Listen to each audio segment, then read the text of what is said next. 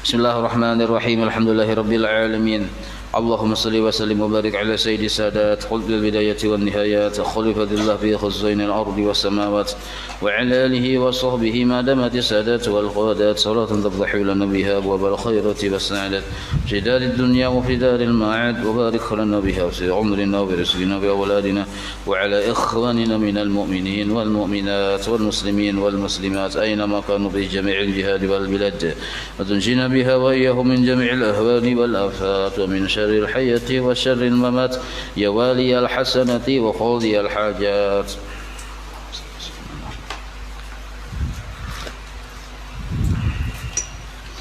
قال المصنف رحمه الله ونفعنا به وبجميع علومه في الدارين آمين.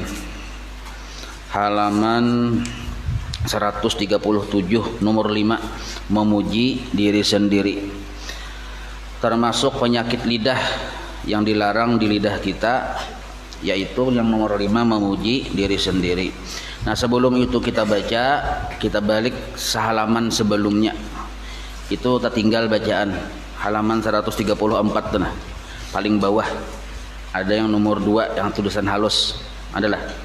Nah, itu kan semalam belum kita baca lah. Mungkin yang sudah membaca kada membaca lagi nih. Sudah dibaca semua lah? Belum. Kada masing-masing sudah ya kok. Membacakan nah. paling bawah halaman 134. Sebagai tambahan di sini kita sebutkan beberapa perkara yang mengharuskan, maksud mengharuskan, membolehkan seseorang menggibah orang lain, mengupat orang lain. Jadi ada sesuatu yang kita tuh ada apa-apa menggibah atau mengupat atau menyambat orangnya kada di hadapan kita sambat kesalahannya, kekurangannya. Ada beberapa perkara yang membolehkan.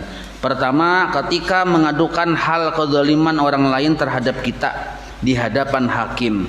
Nah, kita melapor karena kita dizalim orang, melapor ke polisi misalnya. Ya polisi, napa laporanmu? Berdiam kita. Nawan lapor apa? Berdiam pian. Kenapa? Takutan menggibah aja, kada mau kayak itu. Jadi kisahkan aja si anu ini. Nah, kan menyambat kesalahannya darahnya. Itu boleh. Maka ketika itu kita boleh membuka keaibannya, karenanya berhubungan tentang penjalimannya kepada kita. Nah, itu boleh. Nah, kayak itu hukum syariat fikih lah. Memaafkan lebih bagus lagi. Nah, kayak itu. Kedua, ketika bermusyawarah untuk memperbaiki kesalahan seseorang, maka bolehlah kita menyebutkan kesalahannya di hadapan orang yang datang membantu kita untuk memperbaikinya. Kita berpandir lawan guru. Jarak kita guru bisi kawan nah kayak pak kawan ulun solusinya inya tuh kini dipadahi sudah juga kawan lain sudah nyomadahi tapi yang lagi kayak apa solusinya pas kita kisahkan penyakitnya, kesalahannya, artinya kita bermusyawarah, maka itu boleh juga mengisahkan itu kada ada termasuk menggibah ngarannya. Yang ketiga, ketika kita meminta fatwa daripada mufti Majelis Ulama Indonesia misalnya, kita minta fatwa nih, maka bolehlah kita menyebutkan kesalahan orang yang terlibat dengan soalan kita. Jadi dengan permasalahan kita, orang itu terlibat karena kita hendak tahu kayak apa hukumnya, kita kisahkan sebujur harusnya lawan orang yang berwenang nih masalah komisi fatwa. Boleh nah itu, kada menggibah darahnya. Yang keempat, ketika kita melarang orang banyak supaya mereka tidak terikut-ikut, kada tahu umpat di kita dengan seseorang yang melakukan perbuatan yang salah, maka terpaksa kita menyebutkan kesalahan orang yang berhubungan supaya orang banyak jangan tertipu dengannya. Boleh nggak itu? Di kampung Kutub Utara sana hanya menipu orang. Datang ke kampung kita hanya rimbah datang dari Kutub Utara, tahu kisah orang itu. Sekalinya hendak naharu biru pulang di kampung kita, paksa kita kisahkan di kita orang ini. Nah, hati-hati nah. Nah, itu boleh nggak itu? Kada menggibah darahnya. Tapi jangan berlebih-lebihan. Nah, kayak itu. Bisa juga semeter jadi 2-3 meter. Itu boleh juga. Kelima, ketika menyebut seseorang yang telah dikenali dengan aibnya. Sudah pepeler aja kita aibnya itu. Kekurangannya itu pepeler. Dan inya tuh disambat dengan aibnya kada sarik juga. Bahkan menjadi ciri khas. Misal maaflah, matanya buta sabalah. Maka karena sudah jadi ciri khas, kita sambat, kada apa lagi, maka naranya udin pulang. Maka berapa ribu naran udin. Ada orang mencari, pian tahu lah cil naran udin yang mana aja kita. Jadi orang tuh menyambat udin yang picak sabalah jana. Atau boleh itu menyambat keaibannya itu boleh. Nah, karena sudah populer, bahkan si udinnya bangga lagi, kan tahu lagi akunnya, apa bakal timbak Belanda bahari ya. Nah, itu bagus lagi. Jadi yang kelima, ketika menyebut seseorang yang sudah dikenali dengan aibnya, seperti kita menyebut seseorang yang masyhur dengan nama Udin. Nah, kebetulan sama dengan Udin juga. Udin, Udin si pincang dan sebagainya. Nah, maaf nih lah, kebetulan sama misalnya, pun maaf ya lah. Nah. Misalnya Udin mana, Udin si pincang aja kita. Bahkan sini bangga lagi, aku sini bakal hilon Belanda baharin tahu lah. Nah, kayak itu tuh modelnya. Keenam, menyebut kesalahan seseorang yang sudah tidak malu menzahirkan kefasikannya. Seperti orang yang suka minuman keras, arak nih, di hadapan orang banyak. Kita beli ke rumah, si anu tuh aja kita pindah beli mor bener aja kita nyambat nun bini, punya kartu disupan lagi, minum-minum segala macam. Nah, itu boleh menyambat, kenapa? Inya aja kada supan, batampai, kada menggibah narannya. Judi, misalnya tentang orang banyak, kita sambat kada bapan itu, karena ini sudah mempopulerkan dirinya sendiri kayak itu. Jelas saya itulah. Nah, kita kembali ke laptop gitu. Kembali ke asal. Nomor 5, memuji diri sendiri. Dalam hal ini Allah Ta'ala berfirman, fala tuzakku anfusakum wa'alamu bimanittaqa. Jadi Allah Ta'ala, maka janganlah kamu menganggap dirimu itu sudah bersih. Kada boleh kita menganggap kita sudah ahli ibadah, kada boleh. Kada boleh kita menganggap kita sudah ikhlas, kada boleh juga. Kada boleh kita menganggap aku ini penyabarnya, kada boleh juga. Aku yang paling bersyukur, kada boleh juga. Atau aku paling baik, begini kada boleh. Nah, menganggap diri sudah bersih karena hari-hari bertaubat 1000 kali taubat misalnya, itu pun kada boleh juga. Bukan taubatnya yang salah, anggapan kita sudah bersih itu yang salah. Sudah baik, sudah bagus, nah itu salah. Nah, jadi hati-hati benar tuh. Sebenarnya Allah Ta'ala lebih tahu siapakah orang yang lebih bertakwa kepadanya. Nah, jadi biasanya karena di hati sudah menganggap diri baik, lalu kita mau ucapakan. Nah, mau ucapakannya itu termasuk penyakit lidah naranya, yang dilarang di lidah mau ucapakan kayak itu. Ada misalnya orang datang bilang ke rumah kita, orang kada batakun, kita berkisah mau kayak kisah kelebihan diri seorang nih, kisahkan. Kecuali ada tujuan lawan anak bini kah, itu boleh aja tujuannya supaya jadi pendidikan, pelajaran, itu ada masalah. Atau guru berkisah kelebihannya lawan muridnya, itu boleh aja sebagai pelajaran, iktibar. Nah, amun yang ada urusan guru ke murid, laki ke bini, ada hubungannya nang kayak itu hati-hati kita berkisah. Siapa tahu kena ada perasaan hendak mengisahkan kelebihan diri seorang, ujung-ujungnya sama dengan memuji diri. Pernah orang bertanya kepada seorang ahli hikmah, nah, apakah kebenaran, artinya sesuatu yang benar yang dianggap buruk, sesuatu ini bujur tapi dianggap buruk, apa nih toh? Perkara yang benar tapi dianggap buruk. Lalu si ahli hikmah menjawab, Jersidin, pujian seseorang terhadap dirinya sendiri. Karena kada mungkinnya memuji dirinya kalau kada ada kebaikan di dirinya. Memang ada kebaikan di dirinya, tapi memujinya itu yang salah. Harusnya yang dipuji itu orang. Siapa orang itu? Ya kalimatnya alhamdulillah. Dan ketahuilah bahwasanya memuji diri sendiri itu adalah mengurangkan daripada harga dirimu, malah bertambah rendah martabat di sisi manusia. Sebab bila kita memandir kebaikan kita, orang banyak mendengar kisah yang pembaiknya aja kita, misalnya kayak itu kan ujung-ujung kita menyebut kayak itu bisa tuh. Ini yang mendengarnya orangnya kada tahu dibahasa juga. Sama pada yang artinya sama pada bubuhan yang buan hantu banyu juga. yang berkisah nih katuju mengisahkan kebaikan diri seorang, yang mendengar sama aja juga. Jadi mbah yang berkisah nih Ada lagi di hadapannya, nyentuh jangan lo kayak itu hata. Wara orang ujung-ujungnya menyabat kita juga ujung-ujungnya. Jadi jasidin, dan ketahuilah bahwa memuji diri sendiri adalah mengurangi dari harga dirimu di sisi manusia dan menyebabkan turunnya kemurkaan Allah. Allah syarik, manusia kada ketujuh.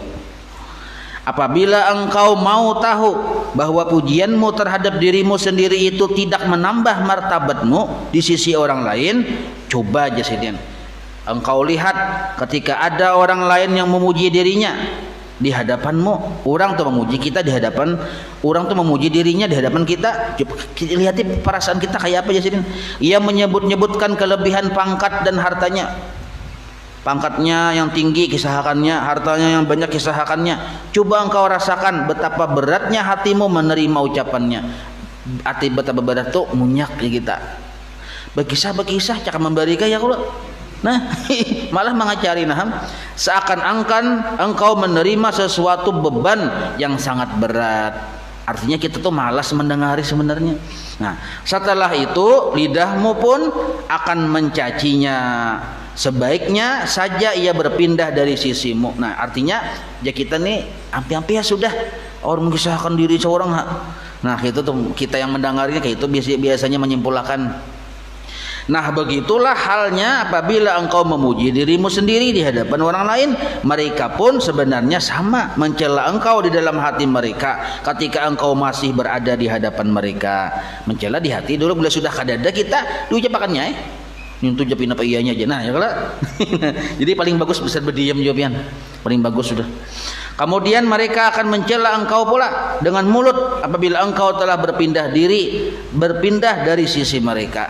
Nah, waktu di hadapan, di hatinya asam muar mendengar kita memuji diri kita seorang, lu sudah kita kadada sambatnya lagi. Jadi kita memuji diri kita kadang menaikkan derajat kita. Ada istilah, coba lihati contohnya kayak langit tuh. Nah, langit kada pernahnya memuji dirinya bahwa inya tinggi. Tapi kita seorang mengakui seorang si itu memang tinggi. Si langit nih, kada perlu langit berucap. Jadi cukup orang-orang yang di bawah melihat ketinggian si langit. Adalah pian waktu melihat ke langit itu tulisan di langit aku tinggi adalah. Kada ya kalau cukup orang yang melihat.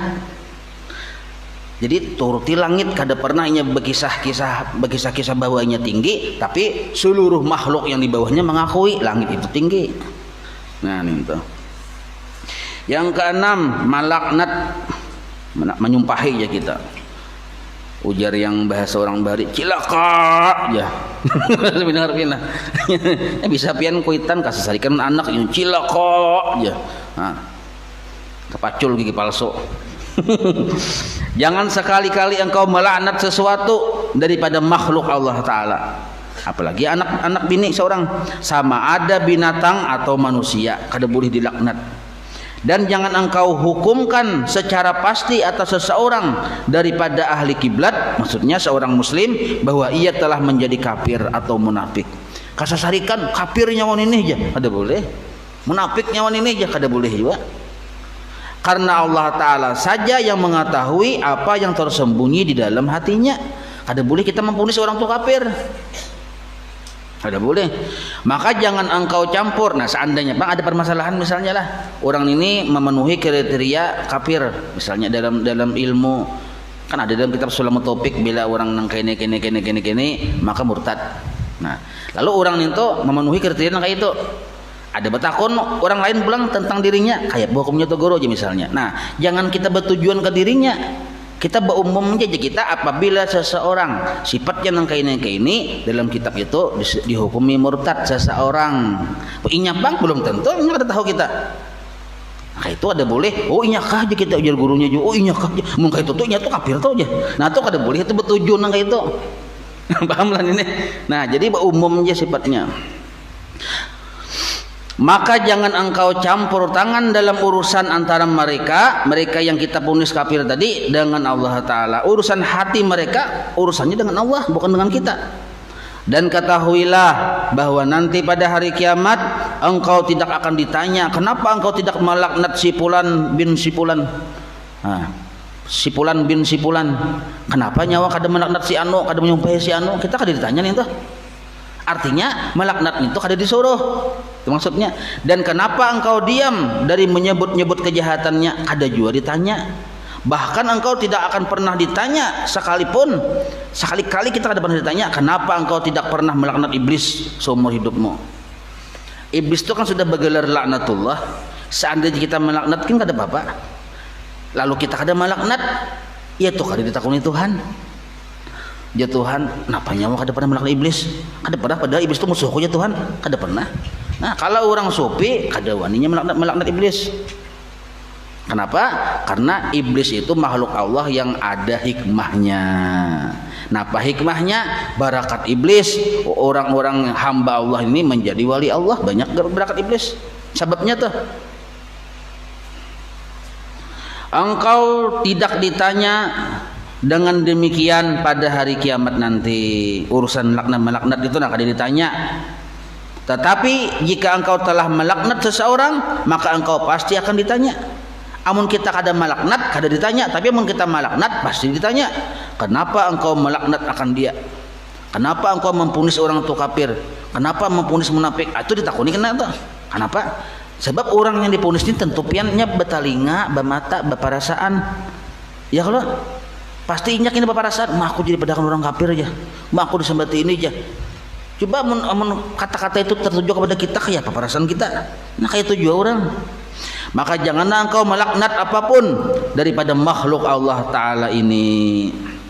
Jadi nangka inilah kesimpulan sebelum kita baca selanjutnya. Apabila sesuatu yang terjadi, ini dalam ilmu tauhid, sesuai dengan kehendak kita, itu mudah kita menerima. Ya kalau bila kada sesuai lawan kehendak kita, nah itu sulit yang bisa melaknat tuh. Bisa kada ketujuh menyumpah segala macam. Nah maka tauhid pun memberikan solusi. Ujar tauhid, apabila sesuai lawan kehendak, puji Allah. Kita pandang itu adalah anugerah dari Allah. Apabila yang datang ini kada sesuai lawan kehendak, kita anggap itu adalah didikan dari Allah. Yang baik kita terima, himung hati, rahmat Allah aja kita. Anugerah Allah. Yang kada baik kita terima, kan kita bertauhid juga nih. Dari siapa nih? Dari Allah juga, tapi didikan dari Allah. Yang satu yang baik anugerah, yang kada bagus didikan.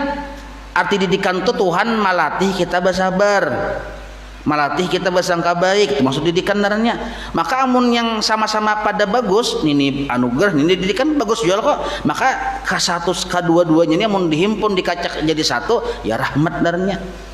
Jadi kada ada sesuatu ini melainkan seluruhnya rahmat dari Allah. Rahmati wasi'at kulla syai'in. Rahmatku ya Allah Ta'ala memenuhi segala sesuatu. Kada ada yang kada rahmatnya. Nah cuma karena kita ini tahijab, tadinding, nah ya lalu menyarik-nyarik tuh. Sesungguhnya Rasulullah Sallallahu Alaihi Wasallam tidak pernah mencela makanan yang rendah, yang kada nyaman, walaupun rasa ludahan tuh. Kada pernah Nabi tuh. Apa engkau ini aja? Nah kada pernah sedin. Kecuali kita nak berlucu boleh haylah. Anak berlucu aja ada apa-apa. Nyaman bener kita bilang ludahan tuh tatawaan. Ati tatawaan tuh supaya mahimungi itu kada masalah itu. Dan kita pun tahu juga yang tukang masaknya kada tersinggung juga. Nah, tapi mun kita tahu tukang masaknya cagar yang sehari samalaman, saminggu berpikiran sih dina tuh kada usaha. Bahkan apabila beliau berkenan, beliau akan memakannya. Nabi katujuh sih makan. Dan apabila beliau tidak berkenan, beliau pun meninggalkannya dengan tanpa mencelaknya aja kita. Sidin makan, sidin habisakan. Bila sidin ada ketujuh, berdiam ada habis. Kayak itu anunya. Yang ketujuh, mendoakan celaka bagi orang lain. Nah, mendoakan celaka. Udahan muntah darah 7 turunan ya. Kenapa Cil mati kayak itu? Ya temusuhi aku yang walin ini aja. Nah, ya kalau kayak itu hati-hati benar tuh. Merasa diri bakar amat. Ini pada tahu bakar rami. Maka hendaklah engkau memelihara lidahmu daripada mendoakan celaka terhadap siapa saja daripada makhluk Allah Ta'ala ini. Dan jikalau ada ya seseorang yang menjalimi engkau sekalipun. Nah, apabila ianya menjalimi engkau, maka serahkanlah urusannya kepada Allah Ta'ala. Ya Allah, si anu menjalimi ulun, pian haja yang maadilinya. Nah itu itu pun dianggap tercela dalam ilmu tauhid sudah sebenarnya. Tapi syariat membolehkan angka itu. Mun kita kada kawa menahan, ya kita asam menggabu-gabu di hati ini, amun kada dikalurakan wan muntong bisa stres kena.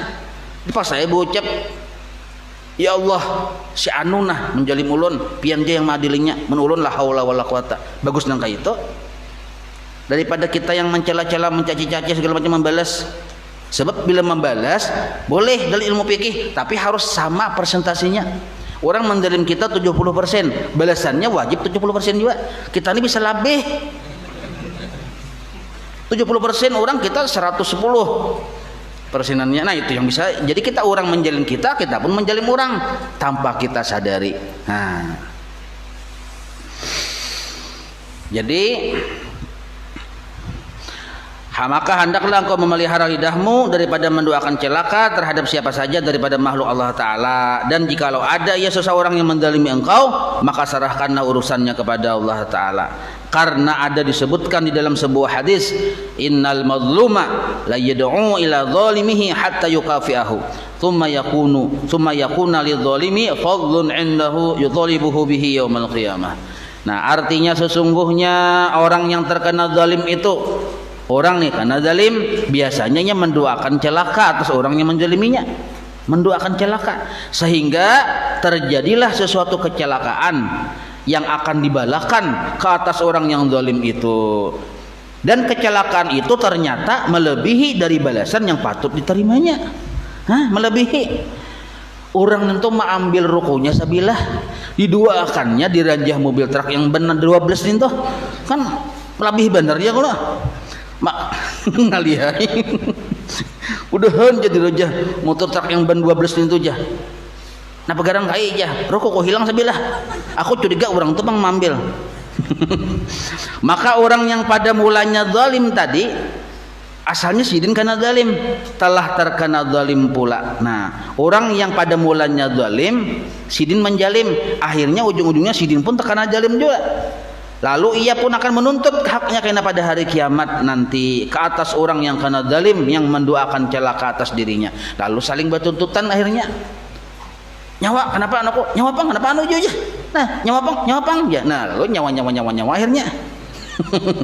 Jadi kena di neraka aja ada aja bahasa nyawa ada ini. Nah, cuma mungkin kita sudah belajar sifat 20 asal buju-bujuan menghayati supan kita lawan Tuhan, malapor lawan makhluk supan, bujar orang tauhid syirik, bagi kisah-kisah lawan makhluk ini syirik, tauhid jelas. Nah melapor ke Allah supan, coba kita melapor ke Allah, ya Allah ulun kawa muntung manahani kada melapor ke makhluk, ulun melapor ke pian ja, tahu ya kok ya Tuhan. Nah tahu ya kok ulun Tuhan itu dijalim orang, tahu ya kok ya Tuhan aku sudah tahu. Kita mengisahkan kisah yang kisah itu sebenarnya Allah yang menjadikan sebagai didikan bagi kita. Kenapa kita laporkan ke sidin pulang? Pikirkan halus-halus. Nah.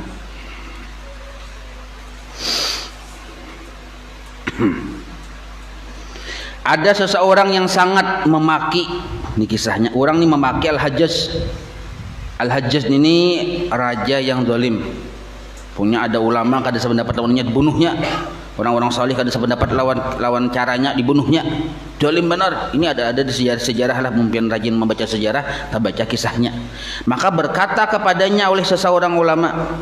Jadi banyak orang mencaci maki raja itu. Jadi ujar ulama yang hidup waktu itu, sesungguhnya Allah Ta'ala akan menyiksa orang yang memaki si Hajjaj ini. Kenapa? Karena bakal labihan caciannya dengan lidahnya, sebagaimana halnya Allah Ta'ala akan menyiksa si Hajjaj karena zalimnya kepada orang lain. Jadi Hajjaj disiksa karena zalimnya, orang yang mencaci maki pun disiksa karena bakal labihan. Nah, wallahu a'lam. Sambungannya insyaallah. Maulaya salli wa sallim daiman abada ala habibika khairi khalqi kulli. Maulaya rabbi bil mustafa balligh maqasidana waghfir lana ma madha ya wasi'an karami. Ada setelah kita sembahyang Isya ini di Sarwi ini yang ada serubung. Nah, jadi di situ batas miyah dan bakikah. Jadi kalau jangan berikan dulu, karena kasih tuan kita orang batas miyah dan bakikah bubuhan jamaah kita juga. Wassallallahu ala sayyidina Muhammad wa ala alihi wa sahbihi wa sallam walhamdulillahi rabbil alamin. Taqabbalallahu minkum.